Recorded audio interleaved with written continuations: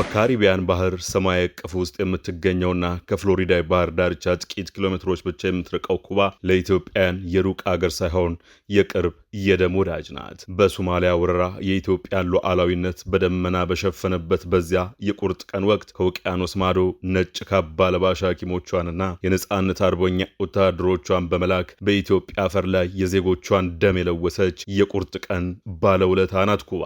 ያኔ በምስራቅ ኢትዮጵያ በረሃዎች የተዘራው የሁለቱ ሀገራት ወዳጅነት ዛሬም ድረስ በአዲስ አበባው የኢትዮ ኩባ ወይም ድላችን ሐውልትና መታሰቢያ ፓርክ እንዲሁም በሺዎች በሚቆጠሩ በኩባ በሰለጠኑ ኢትዮ ኩባውያን ልብ ውስጥ እንደ ትኩስ ፍም ይነዳል። ሆኖም ግን ይሁንና ይህች አንጋፋው መሪ የፊደል ካስትሮ ኩባ ዛሬ በታሪኳ አይታው የማታውቀው አዲስና አስፈሪ የህልውና አደጋ ተደግኖባታል። ከአንድ ምዕተ ዓመት በፊት ከአሜሪካ ስፔን ጦርነት ማግስት ጀምሮ በዋሽንግተንና ሃቫና መካከል የተዘረጋው የፍቅርና የጥላቻ ገመድ ዛሬ በፕሬዝዳንት ዶናልድ ትራምፕ ዳግም መምጣት ሳቢያ ሊበጠስ ተወጥሮ ጫፍ ደርሷል። ትራምፕ በኩባ ላይ የጣሉት የነዳጅ እገዳ ደሴቲቱን በጨለማ ውስጥ እንድትዋስ ያደርጋት ሰላማዊ ርክክብ ፍሬንድሊ ቴክኦቨር በሚል የዲፕሎማሲ ስም የተሸፈነው ዛቻ ግን የአገሪቱን ሉዓላዊነት ዋጥ አድርጎ ለመያዝ የታለመ የአንበሳ ማሰፍሰፍ ይመስላል። በአንድ በኩል የዋይት ሃውስ አስተዳደር የኩባን ኢኮኖሚያዊ ድካም እንደ መልካም አጋጣሚ በመቁጠር የካስትሮን ርዕዮተ ዓለም ፈጽሞ ለማጥፋት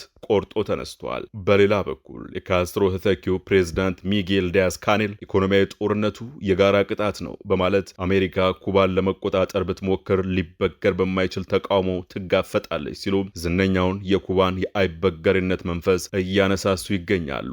ይህ የሁለቱ ሀገራት ግንኙነት ከ60 ዓመታት በላይ የዘለቀውን ቀዝቃዛ ጦርነት አልፎ ዛሬ ወደ መወረርና ወደ መዋጥ አፋፍ ላይ ደርሷል። ለኢትዮጵያ በክፉ ቀኗ የደረሰችው ኩባ ዛሬ የራሷን የክፉ ቀን ጨለማ እየተጋፈጠች ነው። በአንድ በኩል የረሃብና የነዳጅ እጥረት ሰይፍ፣ በሌላ በኩል ደግሞ የሀያሉ አሜሪካ የቁጥጥር ምኞት ተጋርጦባታል። ዛሬ ይህች ታሪካዊ ደሴት የጥንቅራችን ማጠንጠኛ ናት። አብረን እንቆይ።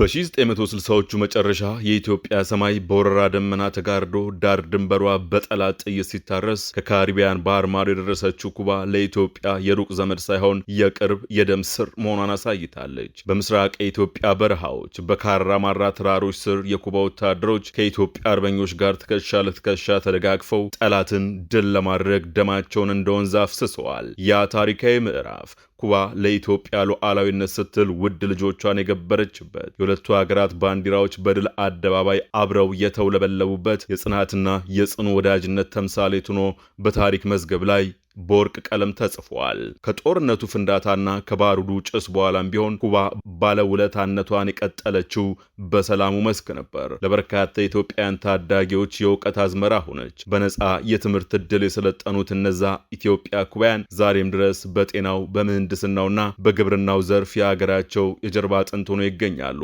ኩባ ያበረከተችው ስጦታ የጦር መሳሪያ ብቻ አይደለም፣ ትውልድን የሚገነባ እውቀትና የነፍስ ስንቅ ጭምር እንጂ። በሐኪሞቹ አማካይነት በገጠር የኢትዮጵያ መንደሮች የፈወሰችው ቁስል፣ በትምህርት ገበታዎቿ ያበራችው የእውቀት ፋና ዛሬም ድረስ በኢትዮጵያ ልብ ውስጥ የኩባን ስም በክብር እንዲጠራ ያደርገዋል። ይህች የኢትዮጵያ ወዳጅ ታዲያ ዛሬ እጅግ የከፋ የህልውና አደጋ ያውም ከአሜሪካ ተጋርጦባታል። ትራምፕ ለጋዜጠኞች እንዲህ አሉ። ኩባን በክብር የምረከብ ይመስለኛል። ማለቴ ነፃ ላውጣትም ሆነ ልወስዳት እችላለሁ። የፈለግኩትን ማንኛውም ነገር ማድረግ እንደምችል አምናለሁ አሉ ትራምፕ። የእርሳቸው ንቀትና ትዕቢት የተሞላበት ንግግር በደሴቱት ላይም ሆነ በውጭ በሚኖሩ ኩባውያን ዘንድ ድንጋጤን ፈጥሯል። በቅርቡ ኪፐር ኦፍ ማይ ኪን የተሰኘው የኩባ ትውስታ መጽሐፏ የሚታተመው የታሪክ ምሁር አዳ ፌረር በ1990ዎቹ መጀመሪያዎቹ 10 ዓመታት ውስጥ የአሜሪካ አምባሳደሮች አሜሪካ የኩባን የፖለቲካ ህይወት የመምራት መብት እንዳላት ያምኑ ነበር ስትል ታስታውሳለች። ፌረር አክላ እንዲህ አይነቱ ጣልቃ ገብነት በወቅቱ አስገዳጅ ተጽዕኖ በመባል ይታወቅ እንደነበር ገልጻለች። ነገር ግን እንደ ትራምፕ በግልጽና በሸካራ መንገድ የተናገረ ፖለቲከኛ የለም። እንዲህ አይነት ግልጽ የሆነ አገላለጽ ከተጠቀሙ ደግሞ አንድ ክፍለ ዘመን ሊሞላው ነው። ታሪክ ጸሐፊዎች ማስረጃ ለማግኘት ይቆፍሩባቸው የነበሩትን ነገሮች ትራምፕ በግልጽ አውጥቶ ይናገሯቸዋል። በደሴቲቱ ላይ የሚገኙ ብዙ ሰዎች አፋጣኝ በሆኑ ችግሮች ውስጥ ነበሩ። የተበላሸ ምግብ፣ አፋኝ ሙቀትና እንቅልፍ ያጡ ሕፃናት። ይሁን እንጂ ሌሎችም በሁኔታው ክፉኛ ደንግጠዋል። በሃቫና የከተማ ዳርቻ ላሊዛ የምትኖረው ግሬቴል የተባለች ሙዚቀኛና እናት ልጆቿን ከወባ ትንኝ ንክሻ ለመከላከል ሌሊቱን ሙሉ ስትታገል አድራለች። ባለፈው ዓመት መጨረሻ አካባቢ በትንኝ አማካይነት በሚተላለፈውና ለወራት የሚቆየው ከባድ የመገጣጠሚያ ህመም በሚያስከትለው የቺኩንጉንያ ወረርሽኝ ምክንያት ወደ 1/3 የሚጠጋው የሀገሪቱ ህዝብ ተይዞ ነበር። ማክሰኞ ጠዋት ግሬተል አሁንም የኤሌክትሪክ ኃይል ባልነበረበት ሁኔታ በአሜሪካው ፕሬዝደንት አስተያየት ተቆጣ ነበር። ልክ በኢራንና በቬኔዙዌላ ላይ እንደሚጠቀመው አይነት የንግግር ድምጸት ነው። አሜሪካውያን ነገሩ ምን እንደሆነ አለማየታቸው ያስገርማል። ልክ ዘ ግሬት ዲክታተር በሚለው ፊልም ላይ ይህን ማድረግ እችላለሁ፣ ያን ማድረግ እችላለሁ፣ የፈለኩትን ሁሉ ማድረግ እችላለሁ እያለ እንደሚጨፍረው አይነት ትዕይንት ነው ስትል ገልጸዋለች። በቀጠናው የኩባ የቅርብ ወዳጅ የሆኑትን የቬኔዙዌላን ፕሬዝዳንት ኒኮላስ ማዱሮን አፍኖ የመውሰድ ዘመቻ ስኬታማ ከሆነ በኋላ ትራምፕ ወደ ካሪቢያን ደሴቲቱ ነዳጅ በሚልክ ማንኛውም አገር ላይ የታሪፍ ቅጣት የሚጥል አስፈጻሚ ትዕዛዝ በመፈረም በግዛቲቱ ላይ ያለውን ጫና ከፍተኛ ሁኔታ ነረውታል። ውጤቱም ለተርታው የኩባ ህዝብ አስከፊ ሆኗል። በመንገዶች ላይ የሚታዩ መኪኖች ጥቂት ናቸው። ወደ ደሴቲቱ በረራ የሚያደርጉ አብዛኞቹ አየር መንገዶች በረራቸውን አቋርጠዋል። የካናዳው ሽሪት ኢንተርናሽናል የኒኬል ማዕድን ቁፋሮ ስራውን ዘግቷል። የመንግስት መስሪያ ቤቶች ተዘግተዋል። እንዲሁም ትምህርት ቤቶች ትምህርትን በከፊል አቋርጠዋል። የነዳጅ እጥረት መኖሩ በተከታታይ የሚከሰተውን የኃይል መቋረጥ ይበልጥ አባብሶታል። የኩባ ያረጀ የኤሌክትሪክ ኃይል አውታር እንደ አውሮፓውያን አቆጣጠር ከጥቅምት 2024 ጀምሮ በየጊዜው በከፊል ሲፈራርስ ቆይቷል። ባለፉት 4 ወራት ውስጥ ብቻ አገሪቱ 3 አገር አቀፍ የኃይል መቋረጥ አስተናግዳለች። ይህም በውሃ አቅርቦት ላይ ተያያዥ ተጽዕኖ አሳድሯል። በዚህ ሳምንት መጨረሻ ላይ የተከሰተው የኃይል መቋረጥ ያልተለመደም የኃይል ድርጊት ታየበት ተቃውሞ እንዲቀሰቀስ ምክንያት ሆኗል። እስከ ማክሰኞው ምሳ ሰዓት ድረስ የአገሪቱ የኤሌክትሪክ ኃይል ኦፕሬተር 777 ማይል ርዝመት ባላት ደሴት ምዕራባዊና መካከለኛው ክፍል ኃይል መመለሱን ገልጿል። በዚህም የሃቫና 30% የሚሆኑ ቤቶች የኤሌክትሪክ አገልግሎት ዳግም አግኝተዋል። የኤነርጂና ማዕድን ሚኒስቴር የኤሌክትሪክ ዳይሬክተር ላዛሮ ጓራ ተገላቢጦሽ ሁኔታ እንዳይከሰት ጥንቃቄ ማድረግ ሂደቱ ቀስ በቀስ መከናወን አለበት ብለዋል። ምክንያቱም ስርዓቶች በጣም ሲዳከሙ ለብልሽት ይበልጥ የተጋለጡ ይሆናሉና ነው። የአሜሪካ አስተዳደርም ተስፋ እያደረገ ያለው ይህንኑ ሊሆን ይችላል። ኩባ በቅርቡ ከዋሽንግተን ጋር ውይይት ስታደርግ እንደነበረች አምናለች። አሁን ደግሞ አሜሪካን ለማረጋጋት በማሰብ አንዳንድ የኢኮኖሚ ለውጦችን ለማድረግ ፍላጎት እያሳየች የምትገኝም ትመስላለች። ትራምፕ ዛቻቸውን ከማሰማታቸው ጥቂት ቀደም ብሎ የካስትሮ ቤተሰብ አባልና ምክትል ጠቅላይ ሚኒስትር የሆኑት ኦስካር ፔሬዝ ኦሊቫ ፍራጋ ኩባ በውጭ ሀገር ለሚኖሩ ኩባውያንና ለውጭ ኩባንያዎች በደሴቲቱ ላይ የንግድ ስራ እንዲሰሩ በሯ ክፍት መሆኑን ገልጸዋል። ለኤንቢሲ በሰጡት ቃል እንዲህ አሉ። ኩባ ከአሜሪካ ኩባንያዎች እንዲሁም በአሜሪካ ከሚኖሩ ኩባውያንና ከልጆቻቸው ጋር ቀጣይነት ያለው የንግድ ግንኙነት ለመፍጠር ዝግጁ ነች። እየተነጋገርን ያለነው ስለ ትናንሽ ኢንተርፕራይዞች ብቻ ሳይሆን በዋና ዋና የልማት ዘርፎቻችን ውስጥ መሳተፍ ስለሚችሉበት ሁኔታም ጭምር ነው። ይህ ሁኔታ ብዙ ጊዜ ለኩባ አዎንታዊ አመለካከት ባላቸው የአሜሪካ ኩባ የንግድና ኢኮኖሚ ምክር ቤት ፕሬዝዳንት ጆን ኤስ ካቮሊች ዘንድ አሽሙር የተቀላቀለበት ምላሽ አስከትሏል።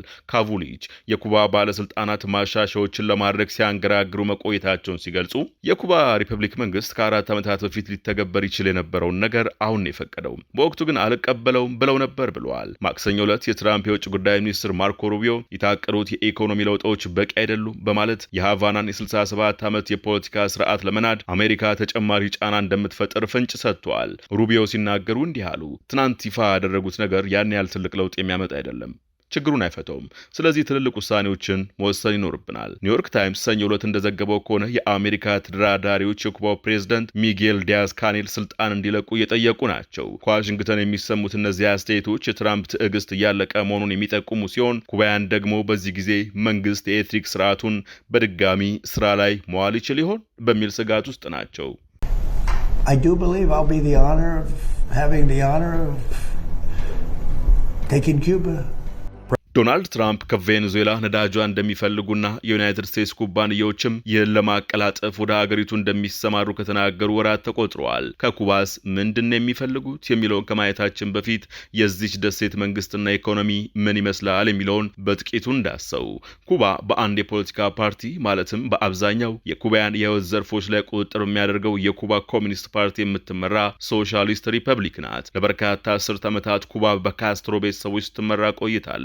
መጀመሪያም በታዋቂው አብዮተኛ ፊደል ካስትሮ መሪነት ሲሆን እርሳቸውም በ1959 በሃቫና የነበረውና በአሜሪካ የሚደገፈው መንግስት ከስልጣን ካስወገዱ በኋላ ከሶቪየት ህብረት ጋር በመወገን ኩባን የሶሻሊስት ሀገር አድርገው መስርተዋታል። ፊደል ካስትሮ በ2016 ከመሞታቸው በፊት ከ8 ዓመታት አስቀድመው በ2008 ፕሬዝደንትነቱን ለወንድማቸው ራውል ካስትሮ አስረክቧል።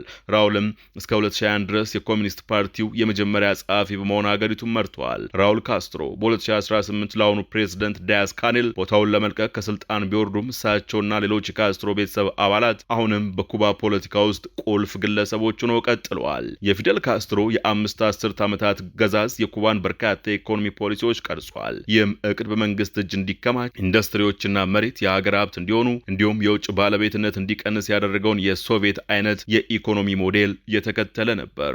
ኩባ ከሶቪየት ህብረት ጋር የነበራት ጥምረት እንደ ነዳጅ ላሉ ግብአቶች ድጎማዎችን ወይም ቅናሾችን እንድታገኝ ረዳት ሲሆን ይህም የደሴቲቱን ኢኮኖሚ አረጋግቶት ቆይቷል። የኩባ የኤሌክትሪክ ኃይል አውታር የተገነባው ጊዜያቸው ባለፈባቸውና በሶቪየት በተሰሩ የሙቀት ኃይል ማመንጫ ጣቢያዎች ዙሪያ ሲሆን በከፍተኛ ሁኔታም በነዳጅ ገቢ ምርት ላይ የተመሰረተ ነው። የውጭ ምንዛሪ ፍሰት ለማግኘት ደግሞ ኩባ ነጭ አሸዋማ የባህር ዳርቻዎቿንና ታሪካዊ ህንፃዎቿን በመጠቀም በቱሪዝም ዘርፍ ላይ በእጅጉ ትተማመናለች። እንደ አውሮፓውያን አቆጣጠር በ1991 የሶቪየት ህብረት በፈረሰችበት ወቅት ኩባ ዋነኛ የኢኮኖሚ ድጋፍ ምንጯን በማጣቷ ኢኮኖሚዋ ክፉኛ ተናወጠ። በሚቀጥሉት ዓመታትም በ35 በመቶ ገደማ አሽቆለቆለ።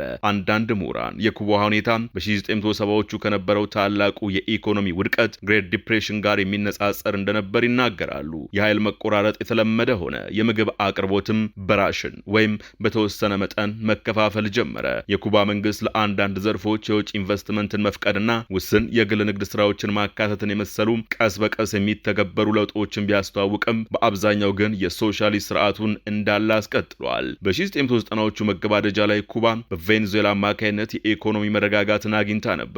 ይህም በሁለቱ ሀገራት የቀድሞ ፕሬዝዳንቶች በኩባው ፊደል ካስትሮና በቬኔዙዌላው ሁጎ ቻቬዝ መካከል በነበረው የቅርብ ግንኙነት ምክንያት የመጣ ነው። ብሪያን ፎሬንስካና ጆን ፖልጋ ሄሶሞቪች የተባሉ ምሁራን ለዊልሰን ሴንተር በጻፉት አተታም ለካስትሮ ቻቬዝ በቀዝቃዛው ጦርነት ወቅት ላቲን አሜሪካንና ካሪቢያን ባጥለቀለቁት የኩባ አነሳሽነት ያላቸው አብዮታዊ ማህበራዊና ፖለቲካዊ ንቅናቄዎች የመጨረሻው ተሟጋች ሆኖ ታይቷል ብለዋል። እንደ አውሮፓውያን አቆጣጠር በ2005 ቻቬዝ ኩባን በጎበኙበት ወቅት ካስትሮ ለቻቬዝ በይፋ እንደተናገሩት ኩባና ቬኔዙዌላ እንደ አንድ ሀገር መሆናቸውን ገልጸው ዜጎቻቸውንም ቬኖኩባንስ ብለው ጠርተዋቸው ነበር። በመሪዎቻቸው መካከል ከነበረው የርዕዮተ ዓለም ተመሳሳይነት ባሻገር ኩባና ቬኔዙዌላ የጋራ ተጠቃሚነት ላይ የተመሰረተ ግንኙነት ነበራቸው። ሃቫና በነዳጅ የበለጸገችውን የቬኔዙዌላን ክምችት በቅናሽ ዋጋ ለማግኘት ስትፈልግ ካራካስ በበኩሏ የኩባን የስለላ የጸረ ስለላና የወታደራዊ ባለሙያዎችን ድጋፍ ማግኘት ትፈልግ ነበር። ማያሚ ሄራልድ እንደዘገበው ከ2004 መገባደጃ እስከ 2025 መገባደጃ ድረስ ቬኔዙዌላ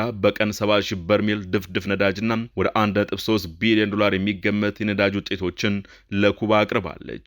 ምንም እንኳን ሃቫናና ካራካስ ማድሮን በመጠበቅ ረገድ ወታደራዊ ግንኙነት እንዳላቸው በተደጋጋሚ ቢክዱም በጥር ወር መጀመሪያ ላይ በቬኔዙዌላው ማድሮ ላይ በተካሄደው የአሜሪካ ዘመቻ ቢያንስ 32 ኩባውያን ተገድለዋል። ዛሬ ዶናልድ ትራምፕ በክብር እጠቀልላታለሁ፣ በእርሳቸው ቋንቋ እረከባታለሁ የሚሏት ኩባ ከሀገራቸው አሜሪካ ጋር ጊዜው ከረምረም ይበል እንጂ ግንኙነት ነበራት። እንደ አውሮፓውያን አቆጣጠር በ1898 የተካሄደው የአሜሪካ ስፔን ጦርነት ሲያበቃ ከፍሎሪዳ የባህር ዳርቻ 90 ማይልስ ርቀት ላይ የምትገኘው ኩባ ስፔን ይገባኛል ባይነቷ እንድታቆም ከተገደደችባቸው ግዛቶች አንዷ ነበረች።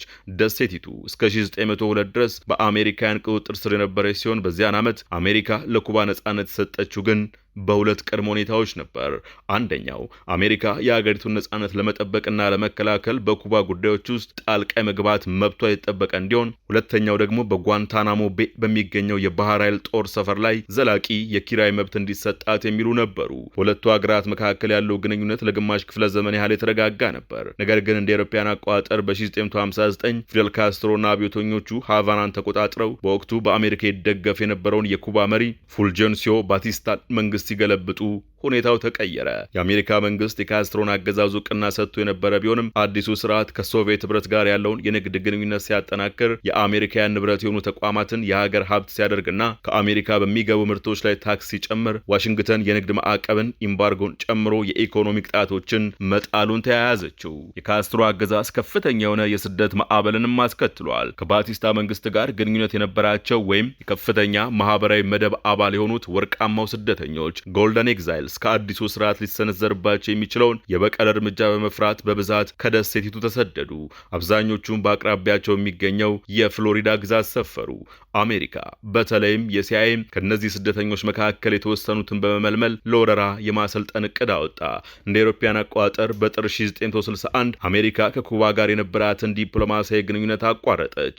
ትኩረቷንም ካስትሮን ከስልጣን በማስወገድ ላይ ያደረገች። እስከ ሚያዝያ ወር ድረስ አሜሪካ በደሴቲቱ ላይ የወረራ ሙከራ ለማድረግ ገፍታለች። ኃይሎቿም በብዛት በኩባ ደቡባዊ የባህር ዳርቻ በሚገኘው ባህያ ዴ ኮቼኖስ ላይ ያረፉ።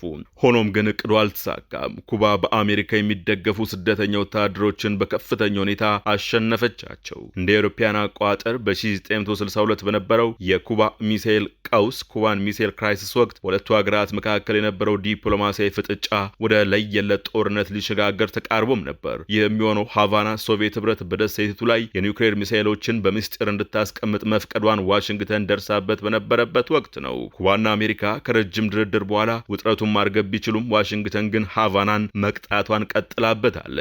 አሜሪካ በኩባ ላይ የተጣሉ ማዕቀቦችን የሚያጠናክሩ በርካታ ህጎችንም ፈርማለች። አዲስ መንግስት በዲሞክራሲያዊ መንገድ እስካልተመረጠ ድረስ የንግድ ማዕቀቡ ጸንቶ እንደሚቆይም ገልጻለች። በቀድሞ ፕሬዝደንት ባራክ ኦባማ አስተዳደር ወቅት በኩባና በአሜሪካ መካከል ያለው ግንኙነት ወደ መደበኛው የተመለሰ ሲሆን እንደ አውሮፓውያን አቆጣጠር በ2015 ዲፕሎማሲያዊ ግንኙነታቸው በይፋ ታድሷል። የኦባማ አስተዳደር በፋይናንስ አገልግሎቶች፣ በሐዋላ፣ በጉዞ፣ በንግድና በቴሌኮሙኒኬሽን ዘርፎች ላይ የነበሩም በርካታ ገደቦችን ያላላ ሲሆን ኩባን ሽብርተኝነትን ከሚደግፉ ሀገራት ዝርዝር ውስጥም ሰርዘዋታል። ሆኖም ትራምፕ 2017 እንደ አውሮፓውያን አቆጣጠር ለመጀመሪያ ጊዜ ወደ ዋይት ሃውስ ሲገቡ ይህንን የለዘባ አካሄድ በመቀልበስ አሜሪካውያን ለተወሰኑ የፍቃድ ዓላማዎች ካልሆነ በስተቀር ወደ ኩባ እንዳይጓዙ አግደዋል። ኩባን በድጋሚም በሽብርተኝነት የምትደግፍ ሀገር በሚል ፈርጀዋታል። ባለፈው የካቲት ወር በፍሎሪዳ የተመዘገበች ፈጣን ጀልባ ላይ የነበሩና በወታደሮች ላይ ተኩስ የከፈቱም 10 ተሳፋሪዎች በሽብርተኝነት ዓላማ ወደ ደሴቲቱ ለመግባት ሲሞክሩ 5ቱ በኩባ ወታደሮች ተገድለዋል። ይህ ገዳይ የተኩስ ልውውጥ የተከሰተው ትራምፕ የአሜሪካ ባለስልጣናት ወደ ኩባ የሚያቀኑ የባህር ላይ ተሽከርካሪዎችን እንዲያቆሙና በቁጥጥር ስር እንዲያውሉ የሚፈቅደውን የ1996 የአደጋ ጊዜ ትዕዛዝ ባደሱ ማግስት ነው። እንደ አውሮፓውያን አቆጣጠር ጥር 29 ቀን ትራምፕ ብሔራዊ አስቸኳይ ጊዜ አዋጅ የሚያውጅ የአስፈጻሚ ትዕዛዝ የፈረሙ ሲሆን የኩባ መንግስት በአሜሪካ ላይ ጉዳት የሚያደርሱና ስጋት የሚፈጥሩ ያልተለመዱ ድርጊቶችን እየፈጸመ ነው በማለት ከሷል።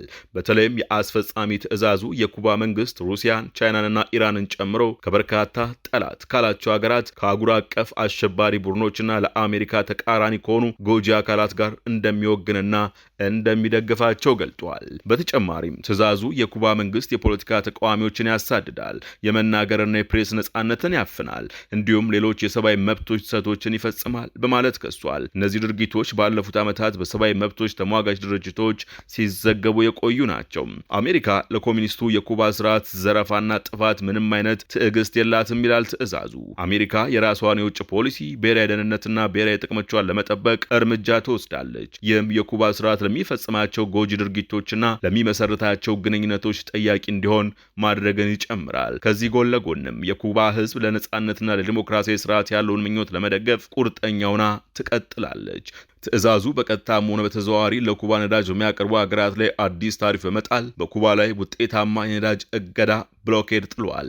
ይህም ሜክሲኮ ወደ ኩባ የምታደርገውን የነዳጅ ጭነት እንድታቆም አድርጓታል። አሜሪካ ወደ ኩባ የሚያቀኑ የነዳጅ ጭነቶችን በመያዝና በካሪቢያን ባህር ላይ ለኩባ ነዳጅ የሚፈልጉ መርከቦችን በማገድ ኩባን ከነዳጅ አቅርቦት ለመቁረጥ ጥረቷን ቀጥላለች። አሜሪካ በጥር ወር የቬኔዙዌላን ማድሮ ከስልጣን ካስወገደች እና በቬኔዙዌላ ነዳጅ ላይ ቁጥጥር ካደረገች በኋላ ትራምፕ ማንኛውንም የቬኔዙዌላ ነዳጅ ወደ ኩባ እንደማይሄድ አስታውቀዋል። በየካቲት ወር መገባደጃ ላይ በእገዳው ምክንያት በኩባ የተከሰተው ሰብአዊ ቀውስ አሳሳቢ ደረጃ ላይ ሲደርስ የአሜሪካው ግምጃ ቤት የቬኔዙዌላ ነዳጅ ለንግድና ለሰብአዊ አገልግሎት በኩባ ለሚገኙ የግል ኩባንያዎች በድጋሚ እንዲሸጥ እንደሚፈቅድ ገልጧል። ይሁን እንጂ ይህ እርምጃ ደሴቲቱን ለማንቀሳቀስ በቀን የሚያስፈልገውን 100,000 በርሜል ነዳጅ ያሟላል ተብሎ አይታሰብም። የትራምፕ አስተዳደር ከኩባ የሚፈልገው ተከታዮቹ ጉዳዮች እንዲፈጸሙለት ነው። እነርሱን እንመልከት። ቀዳሚው የአመራርና የፖለቲካ ለውጥ ነው። የአሁኑን አመራር ከስልጣን ማንሳት ይፈልጋል። የትራምፕ አስተዳደር የኩባው ፕሬዝዳንት ሚጌል ዲያዝ ካኔል ከስልጣን እንዲወገዱ በግልጽ ጠይቋል።